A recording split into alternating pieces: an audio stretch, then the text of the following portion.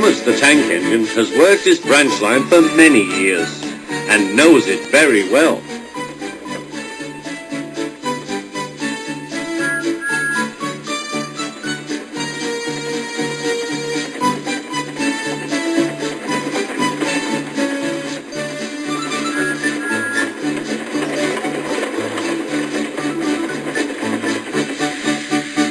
You know just where to stop, Thomas, laughed his driver.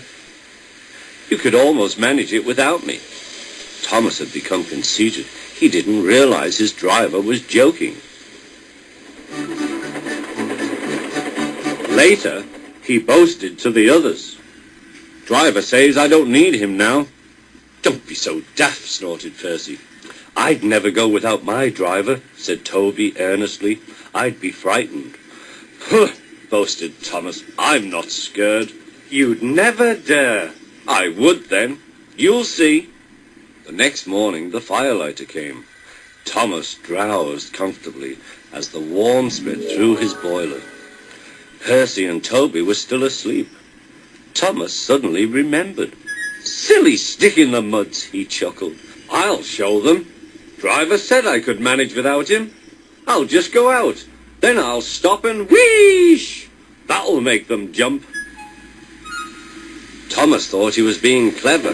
Really, he was only moving because a careless cleaner had meddled with his controls. He soon found his mistake. He tried to wheesh, but he couldn't. He tried to stop, but he couldn't. He just kept rolling along. He didn't dare look at what was coming next. There was the station master's house. The station master was about to have breakfast. Horrors! Cried Thomas, and shut his eyes. The house rocked. Broken glass tinkled. Plaster was everywhere. Thomas had collected a bush on his travels. He peered into the room through its leaves. He couldn't speak. The station master was furious. His wife picked up her plate. You miserable engine, she scolded. Just look what you've done to our breakfast. Now I shall have to cook some more. She banged the door. More plaster fell. This time it fell on Thomas. Thomas felt depressed. Workmen propped up the house with strong poles and laid rails through the garden. Meanwhile, Donald and Douglas arrived.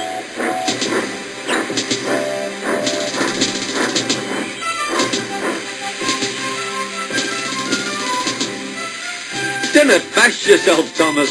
We'll soon have you back on the rails, they laughed.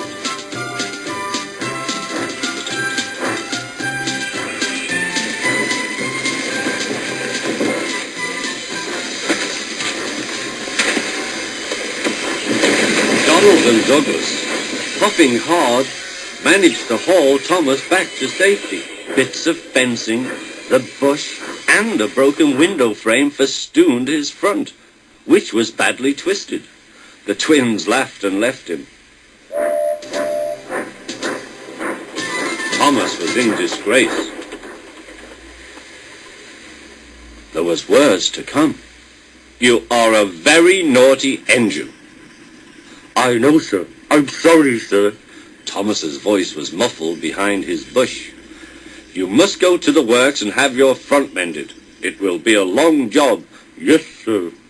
Meanwhile, a diesel rail car will do your work. The diesel, sir? Thomas spluttered. Yes, Thomas. Diesels always stay in their sheds till they are wanted.